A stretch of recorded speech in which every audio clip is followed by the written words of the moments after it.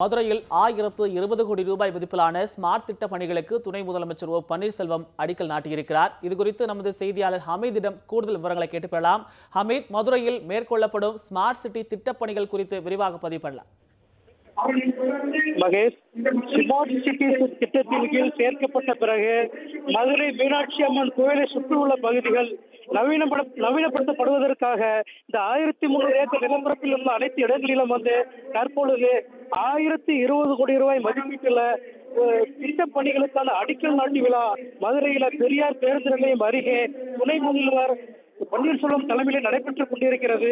இந்த திட்டப் பணியில் ரூபாய் 159 கோடி ரூபாய் மதிப்பீட்டில் மதுரை பெரியார் பேருந்து நிலையம் தற்பொழுது நவீனப்படுத்தப்பட இருக்கிறது.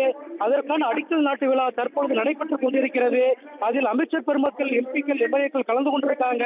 இந்த திட்டப் பணியானது 18 மாத காலத்தில் முடிக்கப்படும் என்று இலக்கு நிர்ணயிக்கப்பட்டிருக்கிறது. இந்த பெரியார் பேருந்து நிலையம் 100 ஆண்டுகளை கடந்தது. மீனாட்சி நிலையம் என்று அழைக்கப்பட்ட இந்த பெரியார் பேருந்து நிலையம் தற்பொழுது அருகில் உள்ள திருவள்ளுவர் பேருந்து நிலையம், ஷாப்பிங் காம்ப்ளெக்ஸ் பேருந்து நிலையம், அனைத்து பேருந்து நிலையம் ஒருங்கிணைத்து தற்பொழுது மிக பிரமாண்டமான முறையில நவீனப்படுத்தப்பட இருக்கிறது. இது 18 மாதங்கள் இந்த பணி முடிவடைய இருக்கிறது. அதற்காக இன்று முதல் இந்த பேருந்து நிலையத்தில் இயக்கப்படுகின்ற அனைத்து பேருந்துகளும் மாற்று இடங்களில் இருந்து இயக்கப்பட இருக்கின்றன.